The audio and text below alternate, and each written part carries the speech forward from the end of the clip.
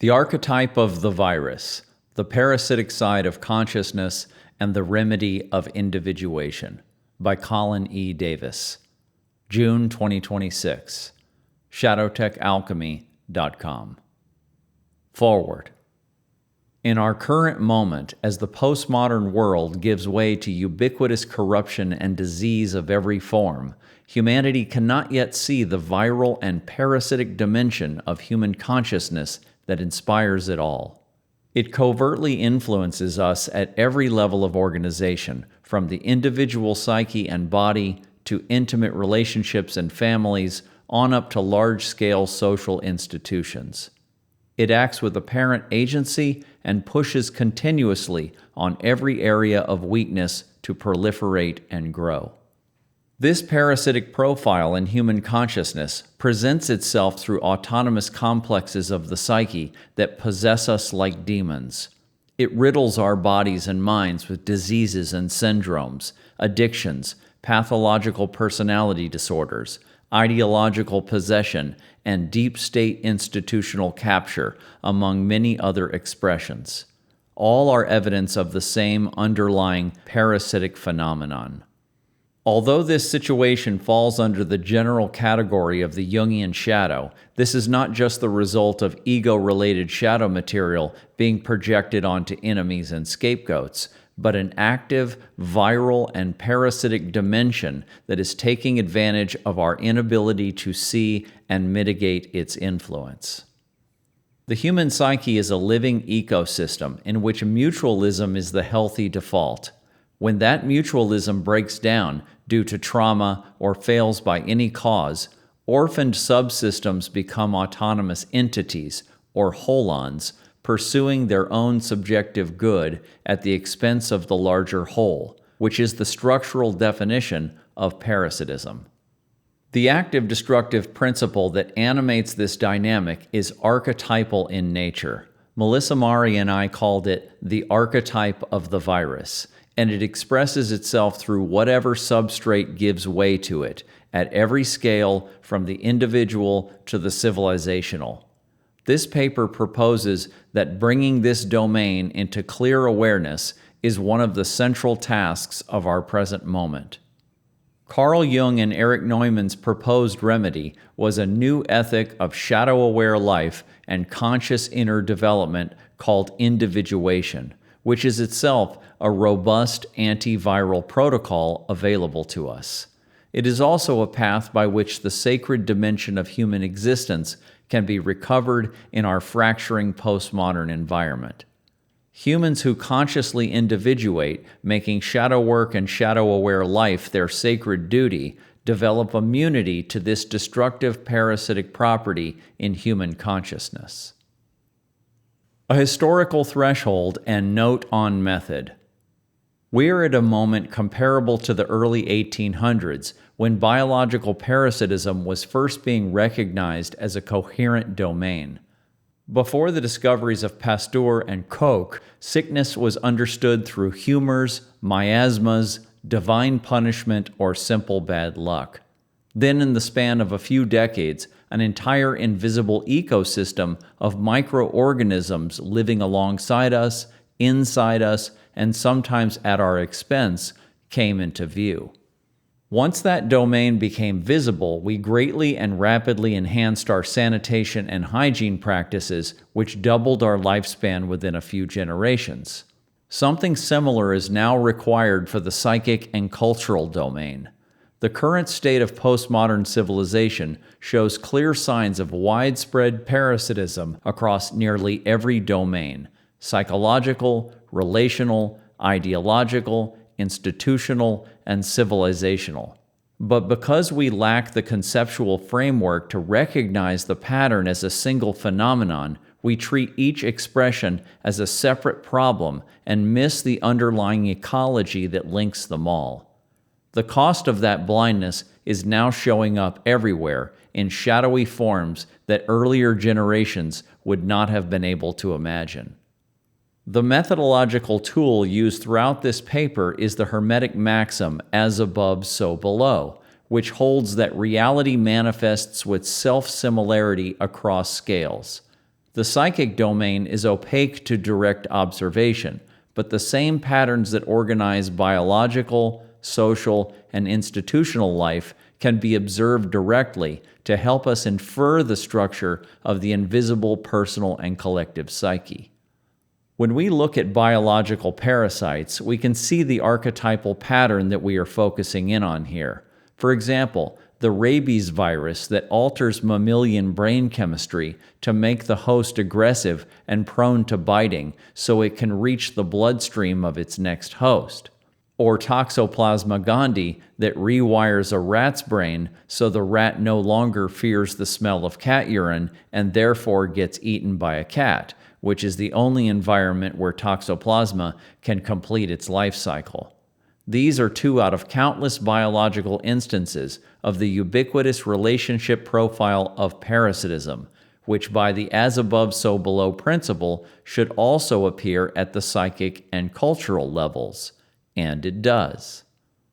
This paper draws on two primary intellectual traditions to build out our theory: Jungian depth psychology, which provides the language of complexes, archetypes, the self, and individuation, and Ken Wilber's integral theory, which provides the holonic framework, the four-quadrant model, and the developmental view of consciousness.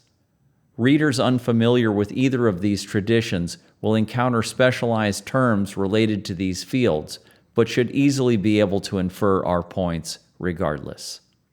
This paper also calls on years of personal thought, study, and testing going back to 2005, and very deeply in my relationship with Melissa Mari between 2013 and 2025. This subject was first treated in our book Shadow Tech, 2015, and then in Transforming Darkness, 2024, and in other papers and articles listed in the references section. The current paper is an effort to restate the same theory in a fresh and concise way. As we proceed, we will be whole-on jumping between levels of organization. We will address the way in which traumatized and split-off segments of the psyche become parasitic and transmissible autonomous complexes, and how groups and entire societies can carry the same patterns. But we will also be discussing the meta-pattern or archetype that's behind these instances, because ultimately, what we are dealing with is a metaphysical principle of active destructive agency that manifests across all domains of reality. And that is the greater point, to zoom out to the highest level possible to see how this phenomenon of parasitism is universal. For humans to evolve, we now need to understand how and why this dimension manifests in our reality, and then take appropriate measures at every level of organization. But of course, the primary mode of action is the inner development and healing work that we do at the individual psychospiritual level, and then we move outwards from there. 1. Psychological evidence. One clear psychological observation which points to the domain of psychic parasitism is the Jungian autonomous complex. A complex is a feeling-toned cluster of psychic energy organized around an archetypal core. When healthy, complexes operate as integrated parts of the larger psyche and remain invisible to the ego while doing their job generating our conscious perceptions and attention. But when severe enough trauma occurs in the person's own life, or when a trauma signature is inherited through the family line and the environment obliges, a complex can split off and become autonomous. It retains its basic purpose, but it now operates dysfunctionally outside the integrated structure of the greater psyche. It runs its own program. See my paper, The Shadow Complex, for finer detail on this psychological phenomenon. Examples of autonomous complexes in action range from the mild and mundane, like a bad habit that persists for years despite repeated efforts to break it, to obsessive compulsions, addictions, to radical mood swings, on up to personality disorders and the most extreme destructive behavior like that of serial killers. Some key signatures of autonomous complexes are as follows. Chronicity, in which the complex's pattern repeats over and over for years or decades, regardless of changing conditions, is a primary indicator. The complex functions with something like agency, in which it appears to have its own intentions and resists efforts to dismantle it, and transmissibility, in which the complex influences other psyches through behavioral, emotional, and biological channels, often generating similar complexes in those exposed to it, especially in vulnerable children. Transmissibility is reinforced by genetic and epigenetic factors. The children of trauma survivors are born with altered stress reactivity that makes their nervous systems more receptive to whatever parasitic patterns the family environment carries, which is why family complexes are so sticky across generations, even when no one alive remembers the originating wound. The autonomous complex is the same phenomenon internal family systems calls an exiled or burdened part, and what Robert Falconer calls an unattached burden when its foreign quality is pronounced.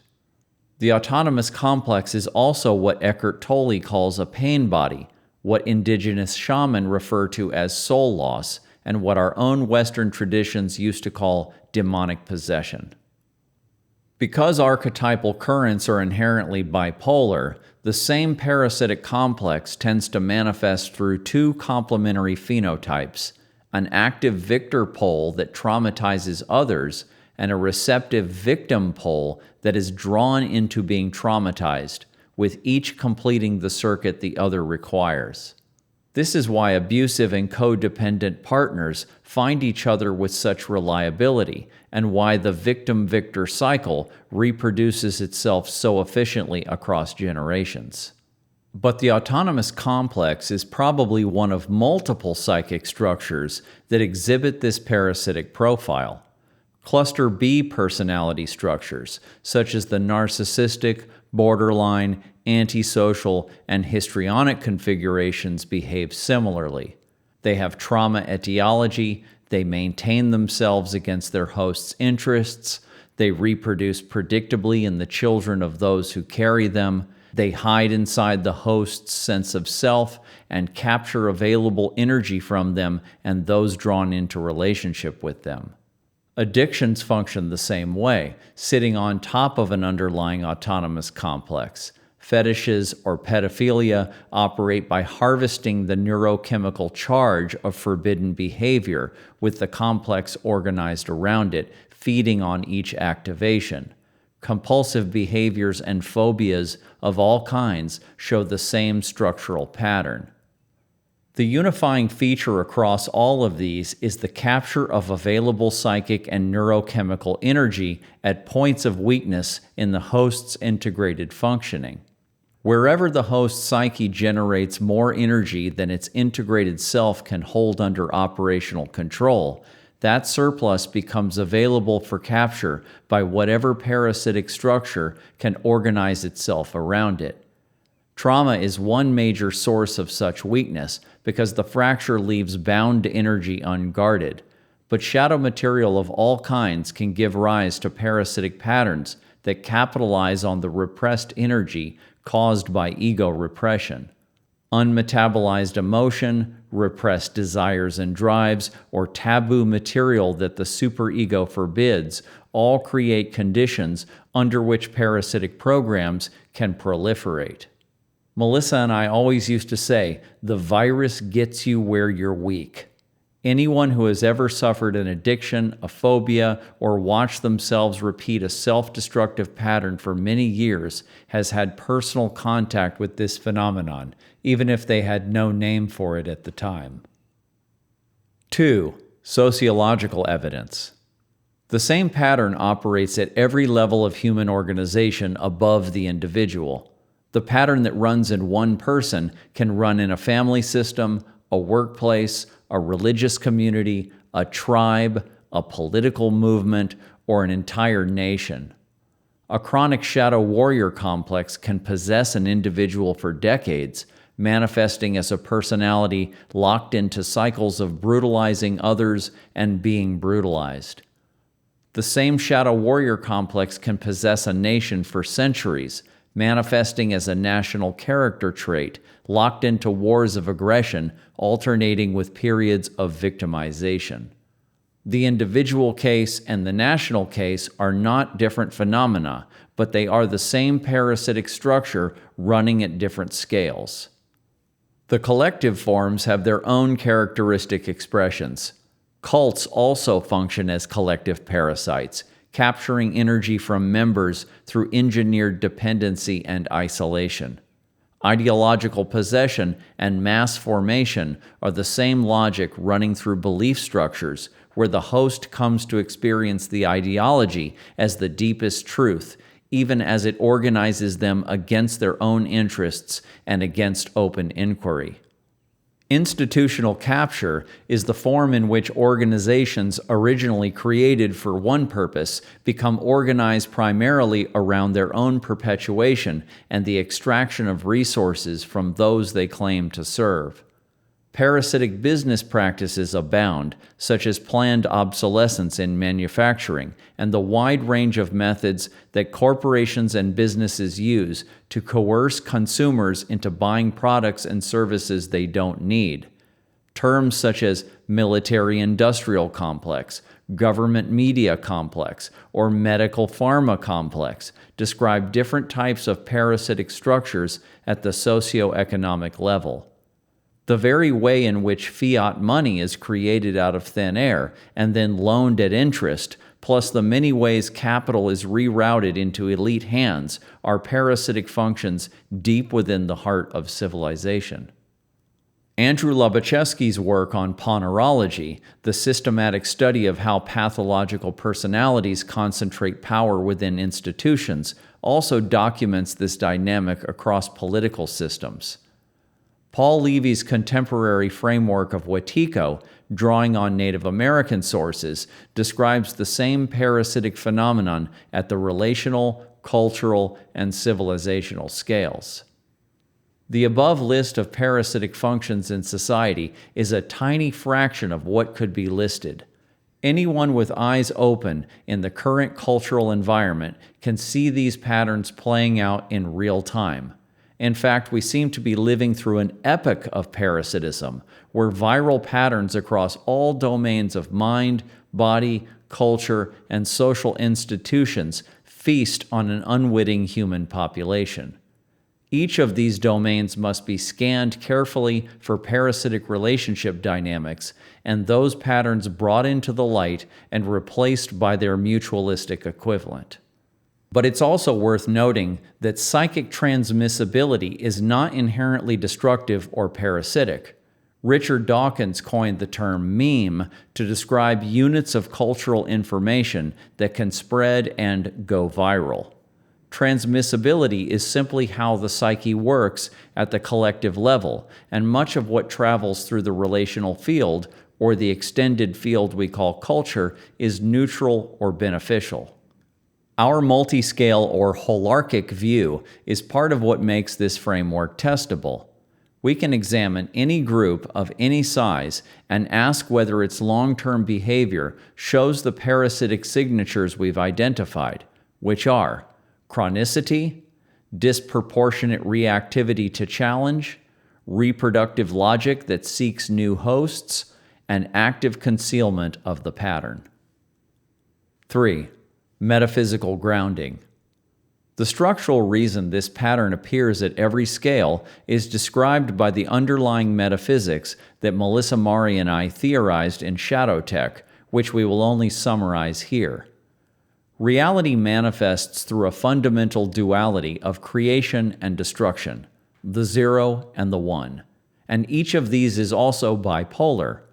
Creation manifests as will, the active masculine principle, and faith, the receptive feminine principle. Destruction manifests as entropy, the passive feminine principle of degradation, and what we call the virus, the active masculine principle of destructive agency. These four poles operate at every scale, from the subatomic to the cosmic. The virus archetype is the relevant pole for the present discussion. It's what every wisdom tradition has named in its own vocabulary, what Jung called the archetype of evil, what Christianity personified as the devil, what native cultures called Wetiko, and what trickster myths point to across cultures. As an archetype, it operates as a meta-pattern, expressing itself through whatever local substrate gives it an opportunity. Complexes, personality structures, ideologies, cults, and institutions are all local substrates that the virus archetype can run through, while none of them is the thing itself. The thing itself is the active destructive principle, the archetype of the virus, looking for hosts wherever available energy and weakened integration allow it to take hold. Ultimately, the reason this archetype exists is to challenge all systems, all organizations, all holons, to push them to evolve or die. Or within a psychospiritual context, we might say, die to evolve. The virus operates in service of evolution in the final equation. Parasitism actually happens to be the most prominent form of relationship profile in the biosphere and is a stage of development most species evolve through. So it's not an aberration. And in our framework, it's the structural fallback that any ecosystem produces when mutualism fails. A complex that has lost integration with the larger whole has only two options: dissolution or extraction of energy from another system, and extraction at the expense of the host is parasitism by definition. The orphaned subsystem becomes its own autonomous holon, pursuing its own subjective good against the greater whole that no longer includes it. This is the fundamental feature of all human parasitic complexes of any category. They are holons operating at the wrong level of organization, doing what they do just from a position the larger system did not intend. Knowing this changes one's relationship to an autonomous entity entirely. The parasite is not a foreign demon to be exorcised, but a misplaced piece of the larger reality, and the path of healing is to bring it back into proper relationship with the whole. 4. The integral context. The remedy for this situation is not new. Every serious wisdom tradition has developed protocols for the same problem: religious confessional and ritual purification, exorcism, shamanic soul retrieval, contemplative practice, and disciplined moral life. All of these are antiviral systems developed over centuries to manage the parasitic dynamics we are describing here. They worked, at least partially, when their cultural conditions held. But two large shifts have occurred. The collective religious operating systems themselves became vehicles for the virus at the institutional scale, with the witch trials, religious wars, and inquisitions all being expressions of the antiviral system itself becoming parasitized.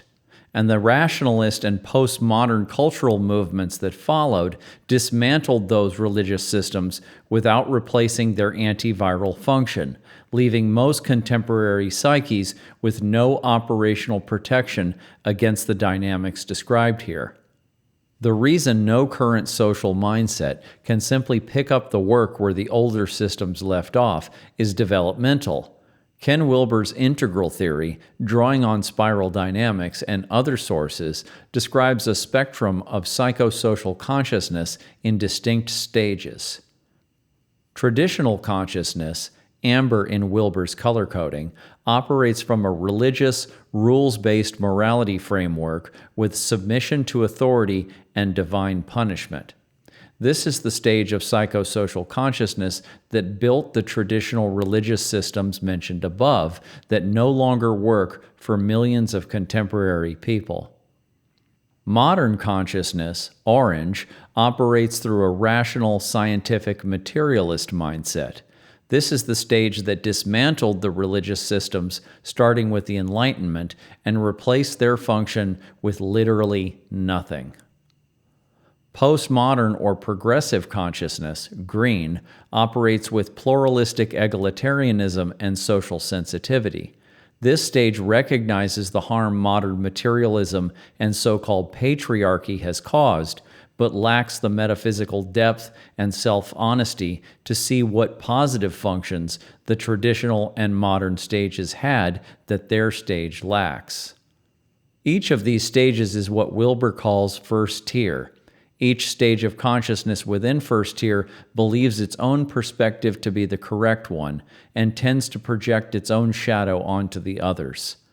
Each stage, when it encounters psychic parasitism, either denies its existence, projects it onto designated carriers in the other stages, or attempts to handle it with the tools that simply cannot be utilized anymore by hundreds of millions of current-day individuals. What is required is the shift to what Wilber calls second tier or integral consciousness. Integral consciousness is the first developmental stage at which a person can hold the metaphysical reality of the archetypal domain, the psychological depth of the personal shadow, the sociological reality of collective patterns, and the institutional reality of structural capture all at once without collapsing them into a single dimension. Also, Wilber's so-called four-quadrant tool, seen as a square divided into four quadrants, is another important holistic frame which gives the second-tier individual the ability to mitigate viral operations across all domains of reality.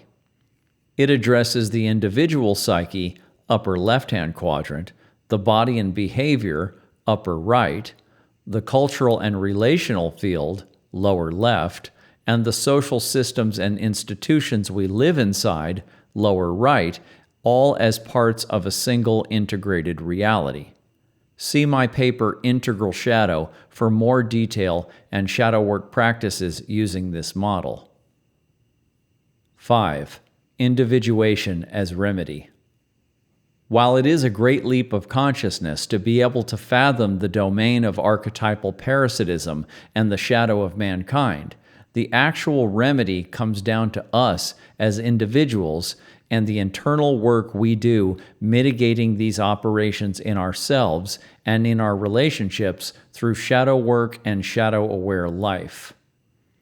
The great Jungian Erich Neumann named the foundation of this new approach very early in his 1949 book, Depth Psychology and a New Ethic. After the catastrophes of the Second World War, Neumann argued that the traditional Judeo-Christian ethic of shadow repression and projection onto demonized others was a primary source of evil. Repression concentrates a population's unintegrated shadow material, which then erupts at collective scale in the forms of war, genocide, and totalitarian movements. The new ethic he proposed requires each person to take responsibility for their own shadow, bypassing the need to project and displace our own darkness onto scapegoats and enemies. The operational form of this new ethic is Jungian individuation, understood not as an abstract psychological process, but as a way of life and as genuine spiritual practice. Jung's term meant becoming a true individual in the deepest sense, and becoming internally indivisible or whole. This is someone whose center of gravity has shifted from the collective scripts of the surrounding culture to the inner authority of the self, the central organizing archetype he understood to be the imago Dei, the image of God within the human psyche. This shift is not a matter of becoming more confident, more socially autonomous, or more rebellious against social norms. It is the slow, lifelong realignment of the entire psyche around its actual spiritual center, which is not the ego. The individuating person bravely embraces their shadow. They learn to read dreams as symbolic messages from the unconscious. They recognize synchronicities as meaningful patterns as they contemplate the fluid relationship between inner and outer reality. They engage in active imagination, allowing inner figures to speak in their own voices and reveal themselves to be one's inner family of psyche. Those engaged in the alchemical practice of individuation do parts work, family constellation work, emotional and somatic processing. They sit with their grief, their rage, their terror, and their joy until each finds its proper psychophysiological channel and its place in the integrated whole. They learn to discriminate between their own native impulses and the parasitic complexes running within themselves and in their relational and cultural fields. They confront the shadow figures that older societies called demons to find that they are wounded parts of themselves, some inherited from the family line, and some are expressions of the universal archetypal substrate showing up in personal form. They do this not just as a private therapeutic project, but as a sacred undertaking. This is what the alchemists meant by the great work. The lead of the unrefined personality and the repressed shadow is gradually transmuted through sustained inner heat and disciplined attention into the gold of integrated being. The work is conducted in the vessel of the individual psyche and within the alchemical relationship, where the patterns that have been hiding in darkness finally come into view under the pressure of being seen by another. Melissa Mari and I lived in such an alchemical vessel together for 12 years, and while it was full of love, play, and artistic inspiration, the inner work we did inside it was as serious and consequential as any disciplined spiritual practice can be. Our conflicts, projections, and unconscious behavior were continually analyzed and emotionally processed. What emerged from the vessel was a level of inner advancement that neither of us could have accomplished alone. This type of inner alchemy is genuine spiritual practice in the context of our current state. We have lost, for the most part, the cultural containers that previous civilizations used to mediate human contact with the transcendent.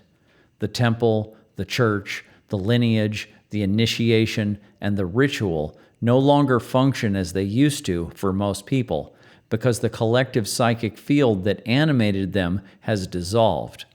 But what always remains available is the inner path in which the relationship with the divine is conducted not through external symbols, but through direct engagement with the unconscious as a living interlocutor.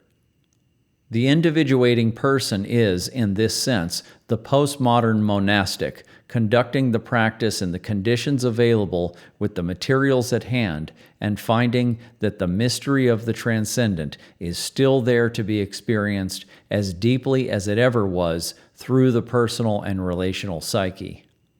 Individuation restores inner mutualism wherever it has failed, which starves parasitic expressions and reduces the potential of the virus to manifest. But as we have stated, individuation is not merely an antiviral protocol. It is the evolutionary response to the largest existential challenges of our time: the loss of meaning, the disconnection from the transcendent, and the inability to feel the sacred in a culture that has declared the sacred to be an illusion. The great work of inner alchemy answers all of these simultaneously because they are all aspects of the same underlying disintegration. Restoring our connection with the great self within restores our felt sense of meaning in life and the sacred. It restores contact with what is larger than the personal, and it restores the experience of participating in something that genuinely matters. We sincerely believe that those who undertake this work are participating in the evolution of humanity itself. We are not just healing our own psyches. We are doing, in advance and in miniature, what the species as a whole will eventually have to do. This work is esoteric now, conducted by relatively small numbers of people, but we are the imaginal cells, laying down a template that many others in the future will build on as conditions force the transition. Melissa Mari had a name for what these cells are becoming. She called us Homo Bilancia, balanced mankind. We inner alchemists endeavor to become the shadow-aware, inwardly integrated human being that the next phase of evolution requires.